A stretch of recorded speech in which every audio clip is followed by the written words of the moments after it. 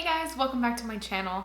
Today we're going to be doing another episode of Wicked Wednesday. If you missed last week, we talked about the poltergeist curse, so that was a fun one. I will link it up here if you are interested in watching it. Check it out. This one is going to be more of like a realistic one, I guess, not really like a movie based. This one is actually another one close to home. So my first episode that I did was on the Lady of the Lake in White Rock Lake in Texas, which is right where I live. So this one I wanted to dedicate to where I'm originally from, which is the Philadelphia area. So this one we're talking about the Eastern State Penitentiary, and I am super excited to talk about this because if you live in the Philadelphia area, you know about this. This is dedicated to all my friends and family back home. I miss you guys, and I'm very, very sad that I can't visit because coronavirus! So, Eastern State Penitentiary. If you're not familiar, it is a very, very old prison that is in Philadelphia, Pennsylvania. It actually opened October 25th of 1829, so it is over 180 years old, which is super old. The prison covers 11 acres, and it cost over $780,000 to build, which for that time period is a lot of money. That was unheard of at that time. Like, it was one of the most expensive buildings of its time.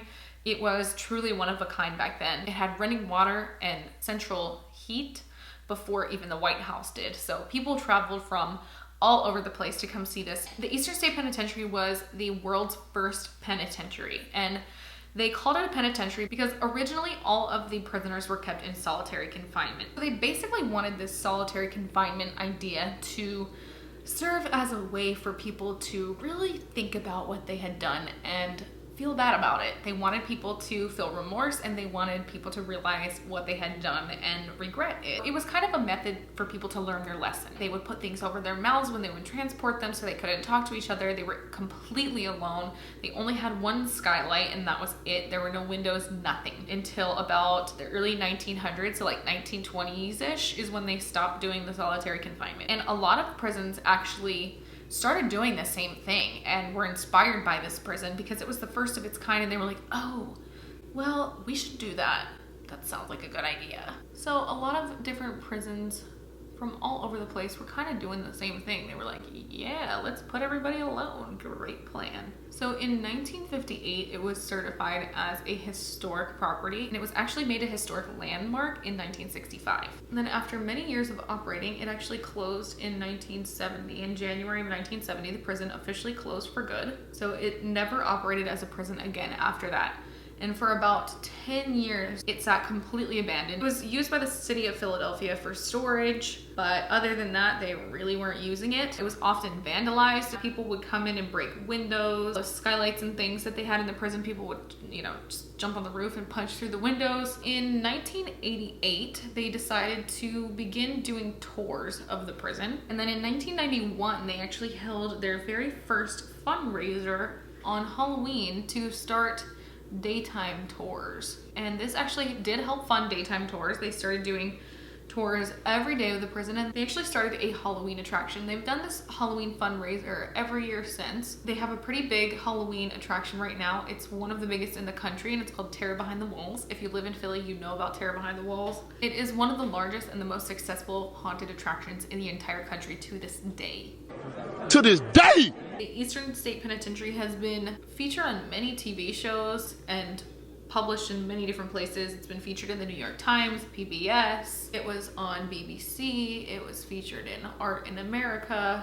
It was also featured in a few movies. So the movie 12 Monkeys with Bruce Willis, and then also another movie called Return to Paradise. Eastern State Penitentiary also housed some of the most famous criminals, and probably the most famous was Al Capone, who was one of Chicago's biggest mobsters of the time. And he actually spent his first 8 months in captivity at Eastern State Penitentiary, and he had his own private cell, obviously because everybody was in solitary confinement, but his was said to be very lavish to his liking. He had, like Oriental rugs.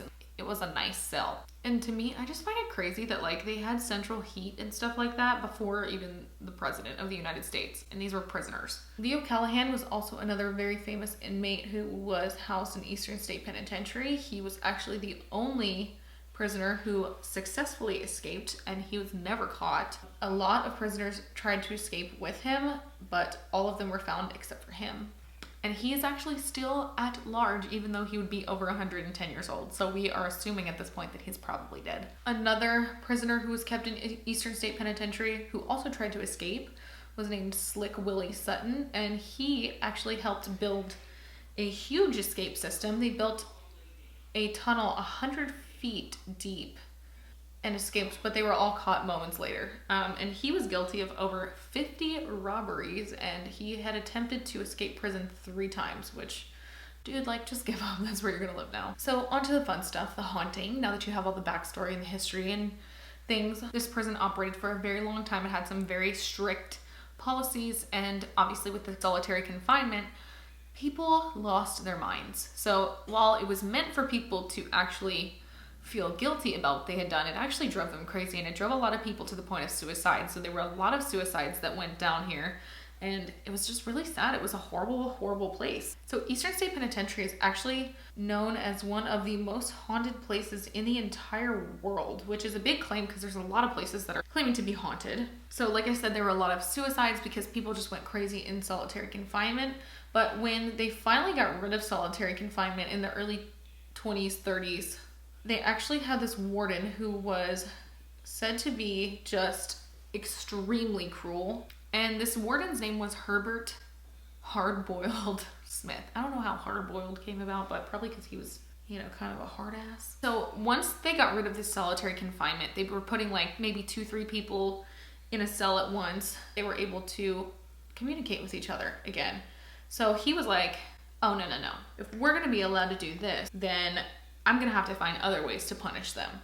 So he decided to come up with all these other horrible tactics to just punish these people beyond belief. So some of the things that he would do was he would do this thing called the water bath. The water bath was where inmates were basically dunked in a bath of water that was super, super cold. It was basically like an ice bath. And then they were hung outside overnight, like stuck to the wall.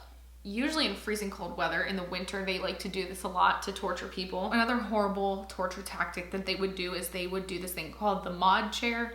And the mod chair is where they would strap prisoners to a chair and leave them strapped there for days sometimes just to starve. And they had no movement at all. Another one was called the iron gag. And it was basically like an iron collar in their mouth that would rip apart their mouth if they tried to move because it was attached to their hands. So if they, you know, like wiggled around, it would rip apart their mouth and it would tear their tongue and make them bleed. Another one was called the hole, which was basically like exactly how it sounds. They pretty much buried people alive in this dark, damp, disgusting hole. And it had no sunlight. They could barely move in there. No human contact, no exercise, no toilet, and very little food and air. So these are, you know, basic things that people need to live. Now, granted, I know these are criminals, but I mean, that's just straight up torture. And it's not like all of these people were in here for murdering people. You know, some were just bank robbers. Do they need to be tortured like that? I don't know. What do you guys think? Comment down below and let me know. While the prison was open, quite a few guards were murdered. Many inmates had killed each other just in fights and things like that. Again, lots of suicide happening because it was just such a horrible place. Hold on, let me put this liner on. I'll be right back. Okay, sorry. I added some liner and a little bit of darker shadow. So many people over time were murdered in the prison, including guards, inmates. Suicides happened. People died of disease, of torture, just horrible, horrible deaths took place here. Many people died of old age just because they were sitting there rotting for so long. And this place just has over 100 years of murder and torture and disease and all these horrible things just lumped into this building. Many people believe that it's haunted because these tortured souls are just trapped there. Within probably the last like 10-20 years, it's been featured on Travel Channel. It was actually featured on Ghost Adventures on Travel Channel, and they had some crazy shit happening. It was also featured on Sci-Fi with the TV show Ghost Hunters, and it was also on MTV's Fear. So lots of, you know, paranormal people and TV shows and stuff like that were checking it out. And many researchers who do paranormal investigations are still going and researching every single year because some things just never die. And there is truly terror behind the walls, I think. So there have been reports of paranormal activity basically dating back to the 1940s. Many different people reported paranormal activities, including prisoners, guards, visitors. It was happening to everybody.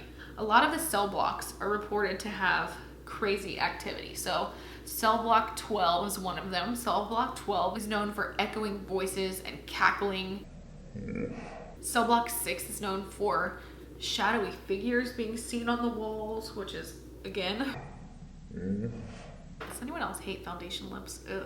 Cell block 4 was known for visions of ghostly faces. Many people have reported to see up in the towers like guards walking, just like ghosts of guards. People have also reported whispers, footsteps, wails, cries for help. That's scary. So one of the most famous ghost stories was from a man named Gary Johnson. He was a locksmith for the prison. And one day he was going to fix a lock, and he was in cell block 4, which is the one that is known for visions of ghostly faces. He went to go fix the locks because a lot of them are really old and they're broken and crumbling. So when he took off the lock, I think he believes that he released something. I don't know if there was some type of spirit trapped in the lock. We'll never really know. But he believes that something was released when he took the lock off. So he claims that a force gripped him so tightly that he could not even move. I would freak out. When this force grabbed him, it was holding him there, so he couldn't move. And he started seeing all kinds of stuff just swirling around the room, all kinds of tormented faces on the walls and ghosts trying to call out to him. I guess eventually it must have released him and he got out. I don't really know, but he was petrified, and he is even still scared talking about it.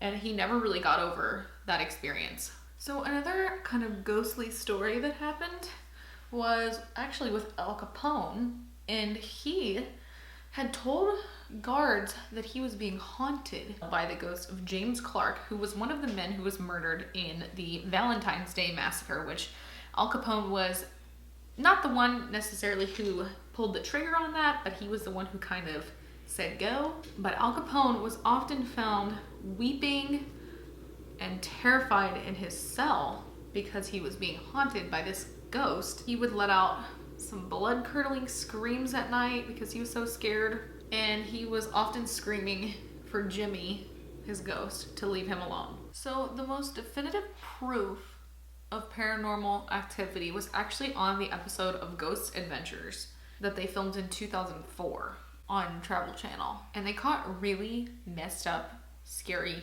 footage in cell block 12. And I'm gonna roll the clip of what they caught, and then you can tell me what you think.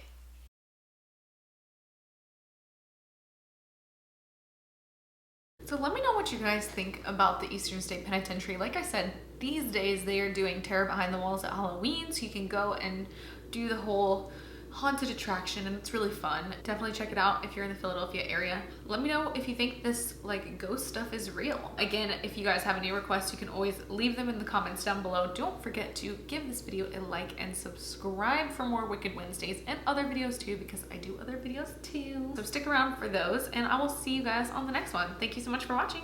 Bye.